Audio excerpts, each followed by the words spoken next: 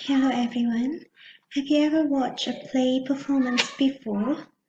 Have you watched some popular movies such as Titanic, Hacksaw Ridge, or John Wick? Do you like watching Korean dramas such as The World or The Married or Full House? We found them interesting and exciting, didn't we? So those previous questions may lead to another question. Have you ever felt that your story was almost the same as the story of a movie or drama that you have watched? When the answer of some previous questions is yes, you probably like to discuss this further. For the last question, the portrayal of our life seems so real in drama since we can see it on stage or screen. We can also learn moral values to live our life and ways to solve problems. Thus, in this unit, we will explore definition of drama, elements of drama, and kinds of drama. Drama, like poetry, is a very old literary genre that developed long before the novel and short story. The oldest dramas that have survived in Western literature, those of Greek playwrights, were composed and performed 2,500 years ago. Last week, you were assigned to explore some definitions of drama. I've written some keywords in the box. So here, so you have, and I found here some keywords.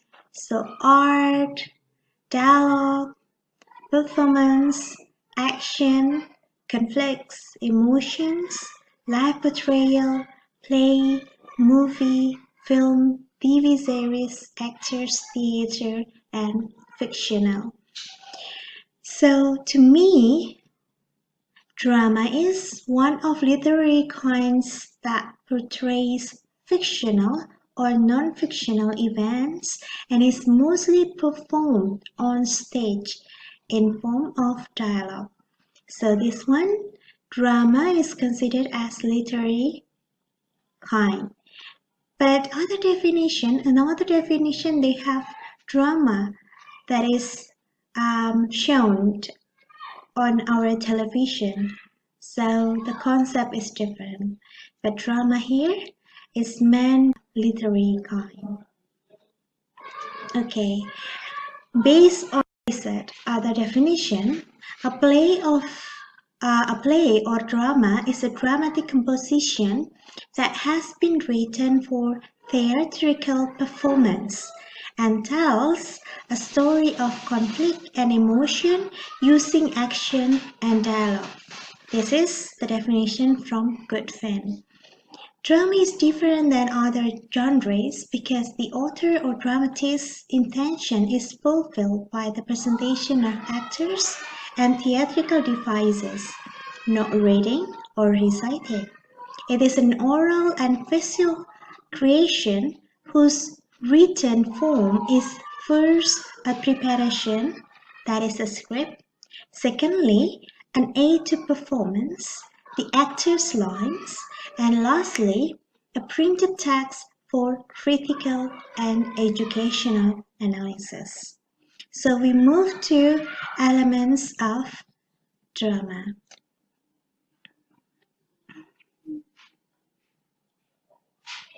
So as you can see here, we have 10 elements of drama.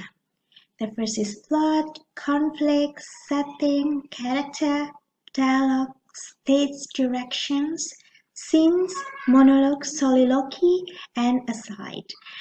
So I'm sure that some of you have learned some elements of drama because some elements here are also presented in short stories and also novel too. So for example, here we have plot, right? Plot exposition, like you can see here based on the picture. Yeah, this one is introduction.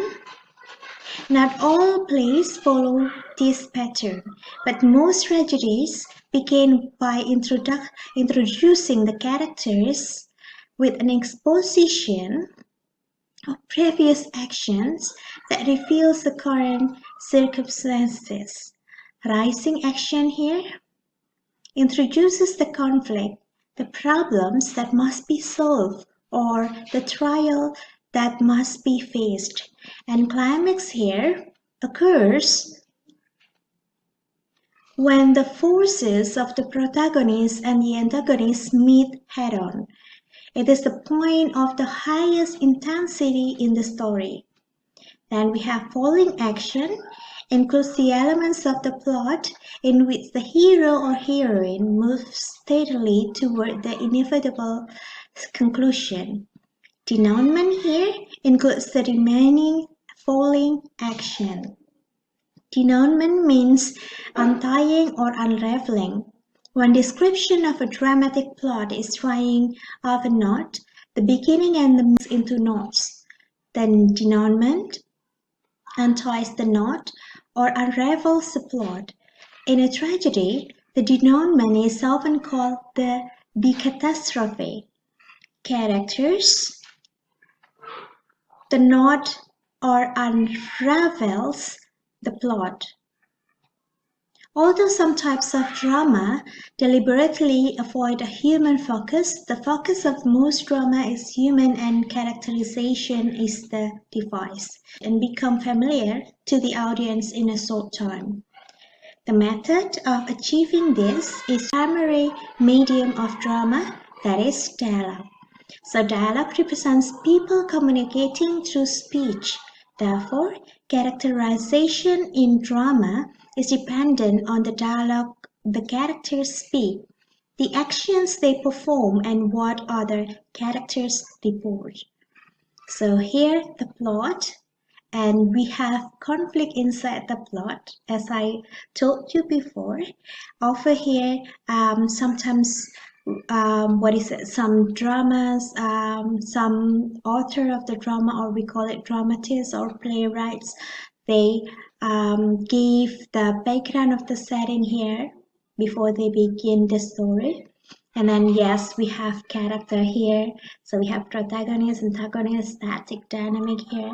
And this is the picture is, when we talk about conflict, this is external conflict, but actually we also have internal conflict, the conflict within ourselves.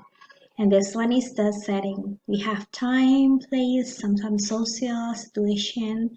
Yes, setting. So it means that there are four elements of drama that are from similar to short story or novels. So plot, conflict, setting, character. But one important element that differentiates drama with other genre is dialogue here. So we can know the characters, the characterization from the dialogue here. The stage direction here, we usually call it Nebentext. Okay. So stage directions are playwrights' descriptive or interpretative comments that provide readers and actors with information about the dialogue, setting, and action of a play. These are not provided by every playwright. Some playwrights provide only slight suggestion for action. Some directions suggest emotions, yet other directions are more complex and subtle, suggesting typical actions for performance on stage. Plays are meant to be performed on stage. Appreciating a play requires us to pay attention to details, including the Nebentext or stage directions. The directions here for actions, facial expressions, and the like may suggest important points of the play. Okay, I think it's clear enough for stage directions. If you have any questions, so you may write down on the comment box below. So we move to scenes. Scenes means the parts of a play. So we have act 1, act 2, for example. If we only have one act drama, so we only have one act, but parts of that act we call it the scenes. And then monologue. Monologue happens when a player talks to another character. The character may have his or her own speech without having the character's eyes directly see the camera or the audience. It means that the character doesn't talk to the audience. So monologues means, for example, I talk to someone, I don't see the audience, I don't see the camera, for example. So but I do not have dialogue, so I talk my opinion, my thought without looking at the audience. So it's different from soliloquy. Soliloquy appears when a player speaks his or her own thought directly to the audience or the camera.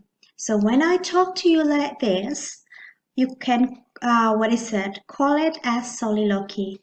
But when I do not face the audience or the camera, I talk to other person like this, you call it monologue. What about aside? Aside is almost the same with soliloquy. The difference is that the other players do not hear what the character says. It means that the talk is between the player and the audience. So, for example, when I talk to you and then other people, other people pass by, so they pretend that they do not hear my voice.